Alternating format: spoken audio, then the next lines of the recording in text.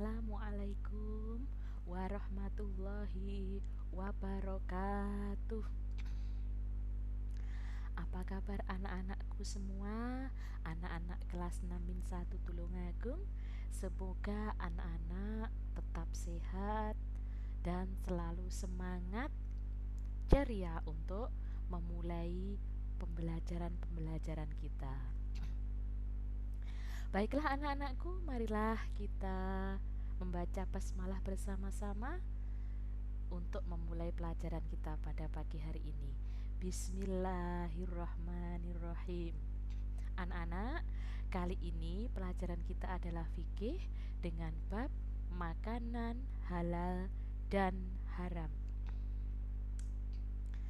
Anak-anak, apakah yang dimaksud dengan makanan halal? Makanan halal adalah segala sesuatu yang secara syariat dihukumi boleh untuk dikonsumsi. Ulangi lagi, makanan halal adalah segala sesuatu yang secara syariat dihukumi boleh untuk dikonsumsi atau dimakan. Ini dijelaskan oleh Allah dalam surat Al-Baqarah ayat 168. A'udzu billahi minasyaitonir rajim. Bismillahirrahmanirrahim. Ya ayyuhan nasu kulu mimma fil ardi halalan tayyiban wa la tattabi'u khutuwatis syaitan innahu lakum aduwwum mubin. Artinya, wahai manusia, makanlah daripada apa-apa yang terdapat di bumi yang halal lagi baik, dan janganlah kamu mengikuti jejak langkah syaitan. Sesungguhnya syaitan itu musuh kamu yang nyata. Dari ayat ini terlihat jelas, ya ayyuhan nasu kulu mimma fil ardi halalang thayyiba. Jadi manusia itu diperintahkan oleh Allah untuk memakan makanan yang halal lagi baik yang ada di bumi ini. Jadi seperti itu. Lalu ketika makanan yang halal itu adalah makanan yang secara syariat dihukumi oleh Allah itu boleh dikonsumsi, itu yang bagaimana yang halal itu ya? Ini adalah kategori-kategori makanan yang halal yang boleh dikonsumsi secara syariat. Yang pertama, halal menurut zatnya. Yang kedua, halal cara memperolehnya. Yang ketiga, halal cara memprosesnya. Baiklah, akan Bu Muna jelaskan yang pertama, halal menurut zatnya. Maksudnya adalah makanan yang berasal dari binatang atau tumbuhan yang tidak diharamkan oleh Allah Subhanahu wa taala. Karena apa anak-anak? Makanan yang diharamkan oleh Allah Subhanahu wa taala itu sudah jelas. Jelas di mana? Jelas di dalam Al-Qur'an dan hadis. Jadi, kalau makanan yang halal itu ya makanan yang berasal dari binatang dan tumbuhan yang tidak diharamkan oleh Allah Subhanahu wa taala. Karena itu semuanya sudah ada penjelasannya di dalam Al-Quran dan hadis. Contohnya yang diharamkan apa? Ya daging babi, ya bangkai, ya darah, itu diharamkan dan jelas di dalam Al-Quran. Berarti selain itu merupakan binatang atau tumbuhan yang halal. Yang ketiga, ada manfaatnya bagi manusia, seperti nasi itu jelas-jelas halal. Manfaatnya apa? Karena itu mengandung karbohidrat berarti ya sumber tenaga. Terus misalkan buah-buahan itu banyak mengandung vitamin yang sangat bermanfaat bagi tubuh manusia. Selanjutnya, tidak mengandung kemudaratan atau merusak tubuh. Kenapa? Contoh, kalau makanan yang diharamkan seperti daging babi itu mengandung kemudaratan anak-anak. Mengandung kemudaratan berarti bisa merusak tubuh kita. Terus selanjutnya tidak mengandung najis dan tidak menjijikkan. Kenapa? Oh iya, makanan yang mengandung najis seperti darah, seperti bangkai itu kan najis. Itu akan menjijikkan. Itu masuk kategori menjijikkan. Jadi kalau tidak mengandung najis dan tidak menjijikkan, berarti secara zat makanan itu adalah makanan halal. Kalau mengandung najis dan menjijikkan, berarti itu menjadi tidak halal secara zatnya. Lanjutnya, yang kedua, halal cara memperolehnya. Kalau makanan itu secara zatnya itu merupakan makanan halal, tapi cara memperolehnya dengan cara yang tidak halal, maka makanan itu yang menjadi haram. Jadi halal cara memperolehnya, diperoleh dengan cara yang baik dan tidak batil. Jadi diperoleh dengan cara yang baik dan tidak batil. Artinya apa? Ya tidak dengan caranya yang baik memperolehnya, bukan dengan mencuri, bukan merampas. Seperti yang dijelaskan pada surat Al-Baqarah ayat 188, A'udzubillahi minasyaitonirrajim, Bismillahirrahmanirrahim. Wala ta'kulu amwalakum bainakum bil batil. Al-ayah. Dan janganlah sebagian kamu memakan harta sebagian yang lain di antara kamu dengan jalan yang batil. Jadi walaupun halal secara zat, tapi kalau cara memperolehnya dengan cara yang tidak baik, berarti ya menjadi tidak halal, anak-anak. Yang kedua, tidak boleh dengan cara riba. Jadi caranya tidak boleh dengan cara yang riba.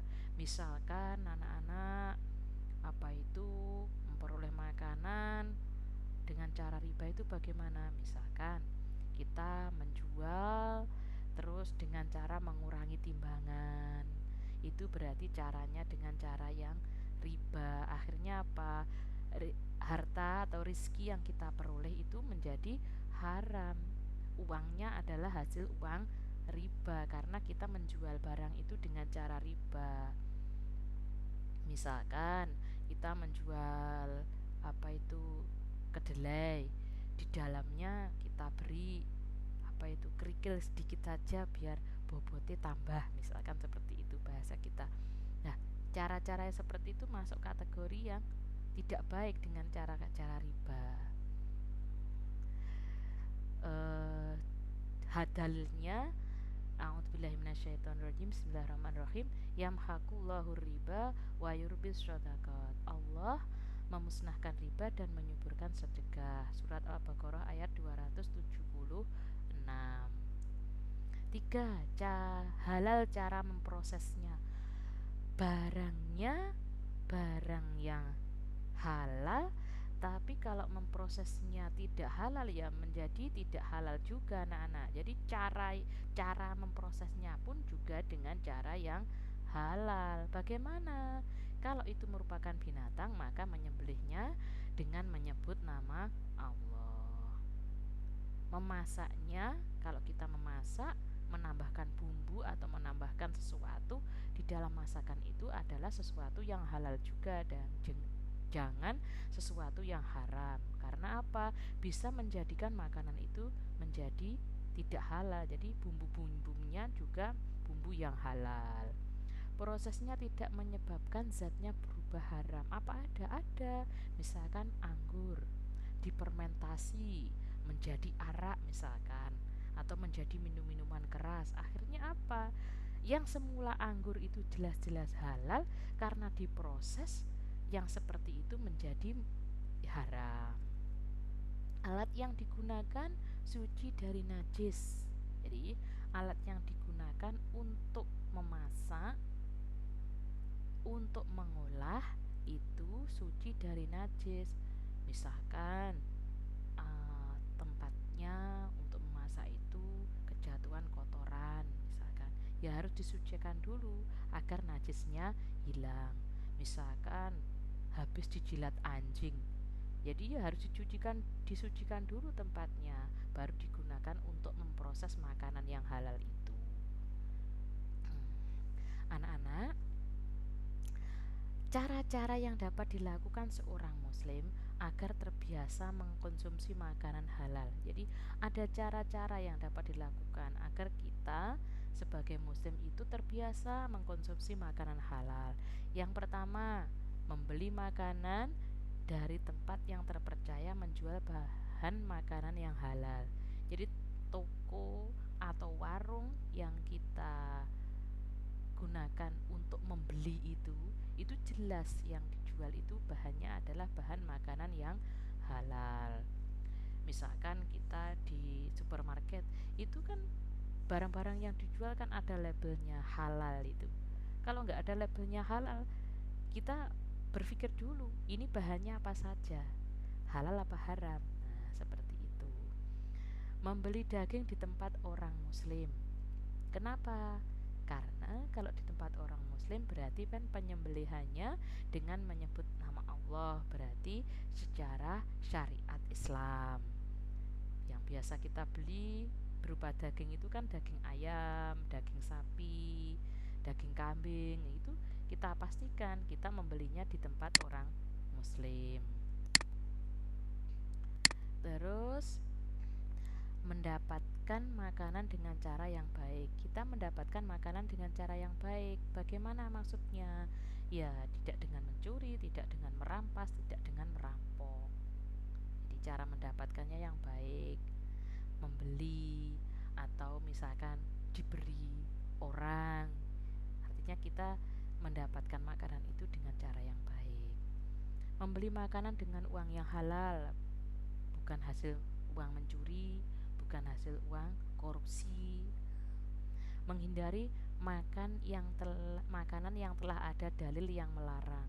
Jadi ketika makanan itu ada dalil yang melarangnya jelas, kita harus menghindari. Contohnya apa? Daging babi. Terus apalagi bangkai, itu dalil yang melarang sudah jelas, maka kita harus menghindarinya. Nah, kalau kita selalu mengkonsumsi makanan yang halal, maka akan ada manfaat bagi diri kita. Kalau kita selalu mengkonsumsi makanan yang halal, maka kita terhindar dari murka Allah. Tubuh kita selalu sehat, menghasilkan hati dan pikiran yang bersih. Akhirnya apa? Rezekinya bisa berlipat ganda. Kenapa berlipat ganda? Iya, rezeki itu kan nggak berupa uang saja, anak-anak. Bisa berupa kesehatan kita, bisa berupa hati yang tenang, bisa tubuh yang sehat, seperti itu. Selanjutnya, karena kita selalu mengkonsumsi makanan yang halal, ada hikmah di balik itu. Hikmahnya apa? Sehat jasmani kita, memudahkan kita melaksanakan ketaatan terhadap Allah, taat kepada orang tua. Karena makanan yang kita makan makanan yang halal, hati kita menjadi bersih. Akhirnya penyakit kita terobati. Kalau ada penyakit dalam tubuh kita akan terobati. Kehormatan kita terjaga. Kehormatan yang bagaimana, anak-anak, ini maksudnya? Kalau kita memakan makanan yang tidak baik, yang tidak halal, kalau ketahuan orang kan kita malu, kehormatan kita kan tidak terjaga. Tapi kalau kita memakan makanan yang halal, kita akan kehormatannya terjaga.